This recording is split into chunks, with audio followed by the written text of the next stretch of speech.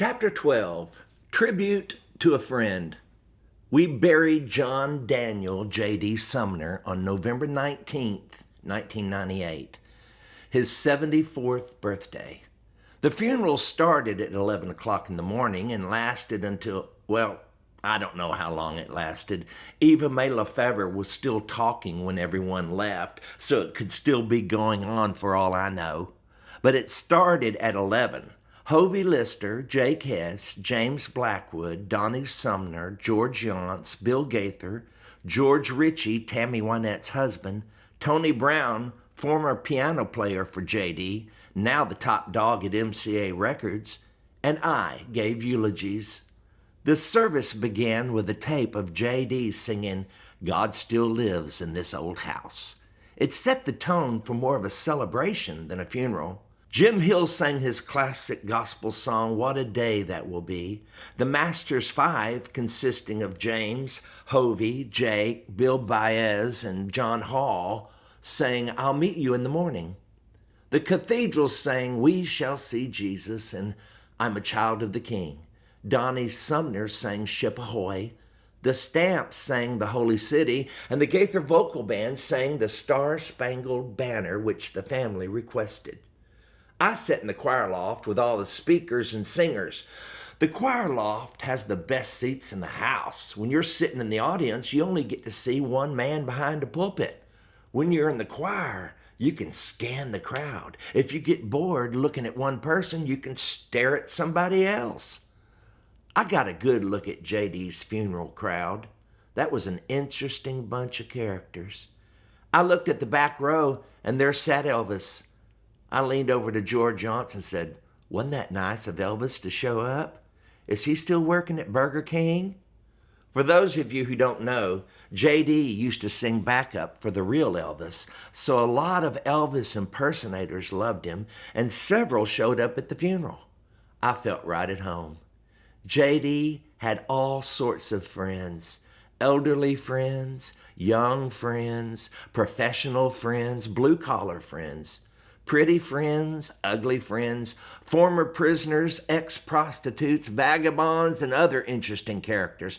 I saw one guy J.D. had helped to get released from prison early so he could be home with his family for Christmas several years ago. J.D. loved to help people. In fact, that was the running theme of everyone's eulogy. He was always helping the underdog. He understood what Jesus said in Matthew 25:40. Whatever you did for one of the least of these brothers of mine, you did for me. I continued scanning the crowd, my eyes slowly moving from one face to the next, wondering why this person or that person was there. What had J.D. done to make all these people love him enough to reschedule their day to honor him? As I continued to daydream, I started wondering if there had been a funeral for Jesus and I could have sat in the choir. What would I have seen? Maybe a woman who'd been caught in adultery, or a tax collector who was so short he had to climb a tree just to see Jesus. I may have smelled the stench of fish coming from a few fishermen on the front row, and I may have seen formerly blind Bartimaeus helping usher people to their seats. I'd see others who used to be crippled, or lepers, or demon-possessed. I'd see people walking around who used to be dead, like Lazarus and Jairus' daughter, believers and non-believers, rich and poor, sitting side by side, all having two things in common. They were all sinners, and they were all friends of Jesus. J.D. was a lot like Jesus. After all, he too was a friend of sinners. I don't know who would have shown up if there had been a funeral for Jesus, but I bet he wouldn't have had any more Elvis impersonators than J.D. did. Jesus said we would do greater things than he did. Way to go, J.D. When I stood behind the pulpit at the funeral to eulogize my friend, I looked out at the most interesting audience and told them about J.D. and me. I didn't really know J.D. until we started recording the Gaither videos. I'd see him across the room laughing at George Yonts or whispering a joke into Jake Hess's ear or telling the whole crowd one of his tales. And I decided I had to get to know J.D. I knew there were lots of stories behind that mischievous grin. That was my only motive for getting to know JD, to hear some funny stories. But what I got was a friend who took me on a 5-year journey. I traveled with him to Georgia once. He told me not to eat before we left because there was a great steakhouse he wanted to take me to in Macon. He said it was incredible. I asked, "What's the name of it?" He said he couldn't remember, but it was worth the wait. So I starved all the way to Georgia. When we finally arrived, we pulled into the parking lot of the great steakhouse, the Western Sizzler. Our waitress was an older lady, a grandmother. She was kind and helpful. She brought us plenty of sweet tea and made sure there was enough ketchup for JD's steak. She told us about her family and showed us pictures of her grandchildren. At the end of the meal, she brought the check. JD pulled a wad of cash out of his pocket and started to reach for the bill. JD always carried a big roll of cash in his pocket. The waitress and I were in the middle of a conversation. She mentioned that she had cancer and was working for just as long as she could. JD overheard our conversation and dropped the whole wad of cash on her tray. Instantly, without thinking or taking the time to wonder if she told this same story to everybody she waited on at this restaurant. JD heard cancer and boom, the whole wad of cash fell from his hand. Later, I asked JD if he knew how much money he had given the lady. He said in that deep, booming voice, "No, and it doesn't matter."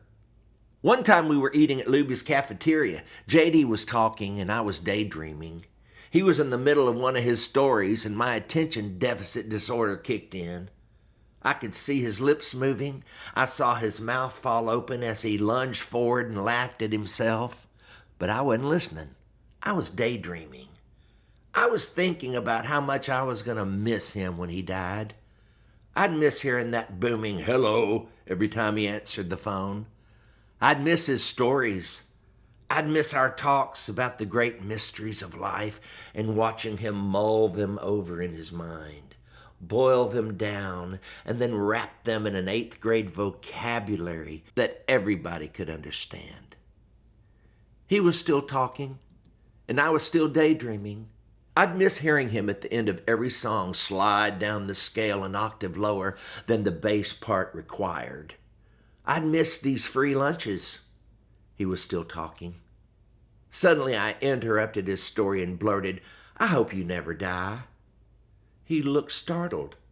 My cover was blown. He knew I wasn't listening to one word he was saying. He started laughing, leaned forward, looked me straight in the eyes, and said in that deep voice that bellowed across the cafeteria, "I'll dance on your grave 9 years after you're gone." That's the only time JD ever lied to me. He did die. He never did dance on my grave. He didn't keep his promise. So I prayed and asked the Lord 3 things: to get him back for me, to make him a tenor in heaven, and to make sure there's an organ playing when he arrives. JD hated organ music. A few days following JD's funeral, the Gaither Vocal Band and the Homecoming Friends performed a concert in Lakeland, Florida. During the program in Lakeland, Bill Gaither was telling the audience of JD's passing and his funeral. Suddenly, right in the middle of Bill's eloquent effort at an impromptu on-stage eulogy, something strange happened. A loud, deep bass rumble went through the sound system. It only happened once that night. It sounded like JD hitting a low note. Everybody heard it, and everybody thought the same thing. JD has shown up. The Bible does say we're surrounded by a cloud of witnesses, so I'm not going to rule out the possibility of a JD sighting. I hope you've heard the final project recorded by JD and the Stamps. The last words he ever put down on tape were these: "If I can help somebody as I pass along, then my living will not be in vain." Thanks, JD. Thanks for passing my way.